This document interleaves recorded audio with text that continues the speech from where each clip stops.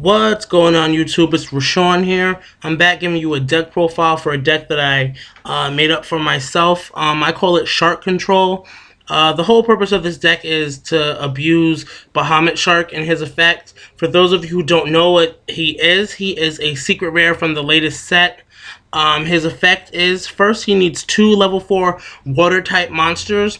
Once per turn you can detach 1 XYZ material from this card. Special summon 1 rank 3 or lower water XYZ monster from your extra deck. This card cannot attack for the rest of the turn. So pretty much the whole purpose of the deck is to bring out Bahamut Shark and use his effect to special summon Acid Golem, and then use cards like Creature Swap and Mystic Box to give the Acid Golem to your opponent. Now mind you, this Acid Golem does come out without any XYZ materials on it, so they won't be able to attack with it, nor will they be able to special summon. So let's get into the deck profile. First we have, for the normals, because I am playing a Rabbit engine, it plays 3 Gaga Giggles. It's the strongest level 4 water normal monster that I can find, coming in at 1850, so just a little weaker than the Sabersaurus, but it is a water target, that's why I chose it. It also plays 3 Cabazuls.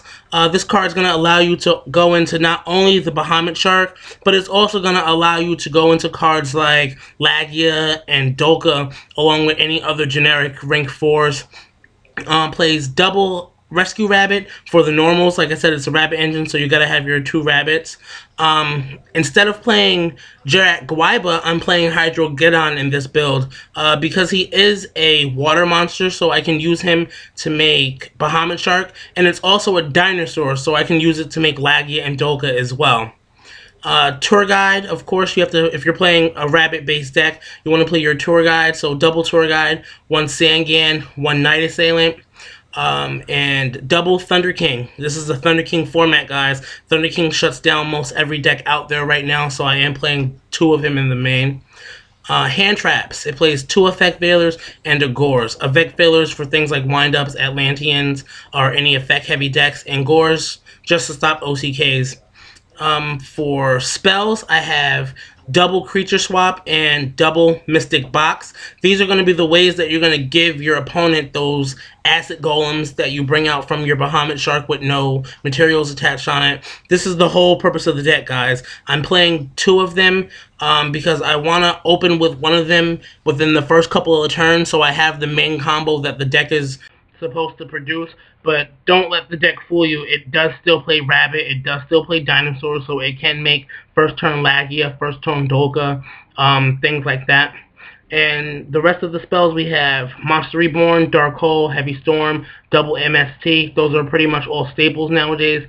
And it's playing double Forbidden Lance. Just as you would use Forbidden Lance for Jarak Gwaiba, I'm using Forbidden Lance for my Hydrogeddons just to help push, get over bigger monsters, things like that, and pull off the effects to go into either Bahamut Sharks, Lagias, Dolkas, or any other rank 4s.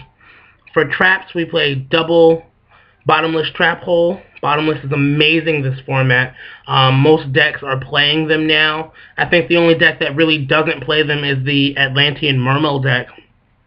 Playing double Call of the Haunted. Everyone knows, if you were watching my channel, you saw Chris O'Neill's top 8 regional deck for the Stratford ETC regionals. He played Dino Rabbit and he made 3 Call of the Haunted. This card is so broken. You know, you can end phase Call of the Haunted to Cabazuls, bring back your Cabazuls, then you start your turn and normal summon, let's say, another Cabazuls or a Hydrogeddon, make Lagia, make Dolka, or make a Bahamut Shark if you have the Creature Swap or Mystic Box in hand. I'm playing 1. The Huge Revolution is over. Unfortunately, I don't have room for a Starlight Road in the deck or a Stardust Dragon in the extra deck, so I just like Huge Revolution better because it is a counter trap card, so they can't negate it with cards like Solemn Warning. I feel like it banishes the card, so if they go Black Rose, let's say, to blow your field, you can actually banish that Black Rose. I've had several instances where they've done that, and they were counting on that Black Rose to go to the grave after they pop the field to activate their Pot of Avarice. Now, the big difference besides The huge revolution being a counter trap card is that the card that it's negating gets banished. So if they were to Black Rose you, let's say that Black Rose would be removed from play as opposed to going to the grave and making their Pot of Avarice live or making their Reborns live, things like that. Plays one Dimensional Prison, one Solemn Judgment, and one Solemn Warning. I chose not to play two Solemn Warnings for the full Solemn Brigade in the main board. I felt like for this particular build, double Solemn Warning was just a bit much, and I'd rather much side the second Solemn Warning. Plays one Torrential Tribute, because I don't want to give up my board too much, but I like to have one just in case. And we have the Almighty Mirror Force. For the extra deck, we're going to be playing one Abyss Dweller. You are running water monsters, so the Abyss Dweller most of the time will come out at 2200, and everyone knows this card shuts down Dark Worlds. It shuts down the Mermail Atlantean deck that's out right now. A great card. I believe in this current meta that Abyss Dweller is a staple. It plays two. This is the MVP of the deck. The whole purpose of me building this deck, Bahamut Shark, you want to use the effects, get out your Acid Golems, and then creature swap them or Mystic Box them to your opponent. I am playing one Lagia and one Dolka in the main extra deck. It does play Rabbit, but this is not a Rabbit deck, guys. This deck is about doing other things besides just making Lagia and Dolka, giving you other win conditions. So I'm only playing one of each in the main, and I do sideboard one Lagia and one Dolka. Next up, we have our Gaga Cowboy. This card is amazing. It's a deck like this, a Rabbit-based deck. This card is exactly what Rabbit needed. It gets over really big monsters. It has really big defense. 2400 for a rank 4 is amazing. His effect, you can crash with 3000s, and he can take down anything less than 3000. So he's definitely a staple in this current metagame. Maestro, staple. Pappy, gotta play Papal Imperative. Utopia. Then for our rank 3s, Leviathan Dragon, Levier, and this is the only deck that I've ever played double Acid Golem in, because this is your main win condition of the deck. That's what the deck is supposed to do, guys. Plays Zen Mains as well as a Tempo. For the sideboard, I'm siding, as I said, one Lagia, one Dolka, just in case, if you're going first, let's say game 2 or game 3, and you want to play the Rabbit game a little more, you have extra Lagias and Dolkas in there to go into. Thunder King, again, for going second. Just like I said, it's a Thunder King format, so you want to increase your chances of opening first turn Thunder King, something like that, or Thunder King set like, let's say, D Prison in the Back Row or a Bottomless. Great cards. Thunder King is a standalone card.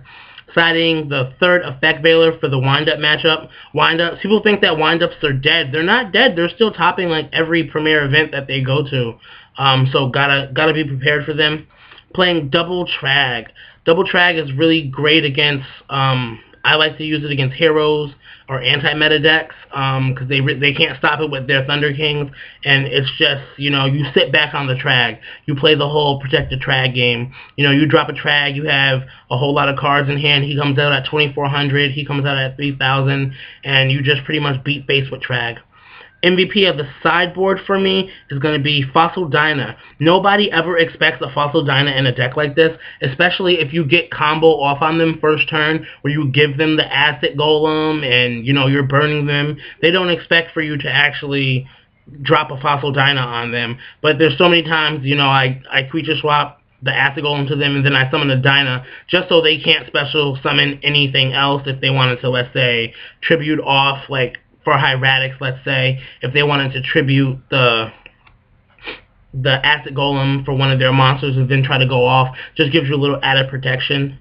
Play the third MST, because Heroes is still a deck, Anti-Meta is definitely a deck, you want to be able to stop those back rows. Playing the third Forbidden Lance in the extra deck, in the side deck as well, just to help facilitate the plays with Hydrogeddon. He is only 16, so you like to get over things, so have the third Lance is nice and convenient. For traps, we have double of the Spiritual Water Art. You are playing, let's say, 3, 6 nine water monsters, not including the Bahamut sharks.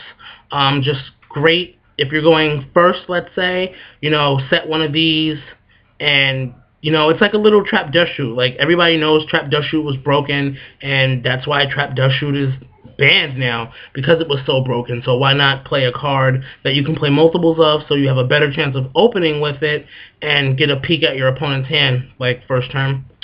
Citing the second deep prison for obvious reasons, for those grinded out games where your opponent is trying to slow roll you, so you just have a little added protection.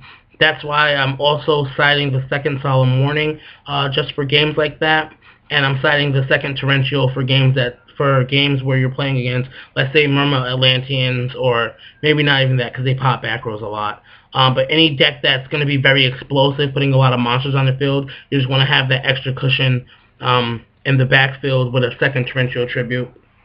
So yeah, this is the deck, guys. Let me know what you think in the comment section below. Try it out. I've been playing this deck for the last couple of weeks on Duel Network. I was playing one of my good friends from my locals yesterday, and he's playing the Momo Atlantean deck, and I was playing this deck, and I actually wrecked him. I beat him 7 games to 1. So the deck can hold its own. It can make Laggy, it can make Doka, and then you have another built-in win condition with the Bahamut Shark creature swap. Let me know what you think in the comment section below. Rate, comment, subscribe. Later, guys.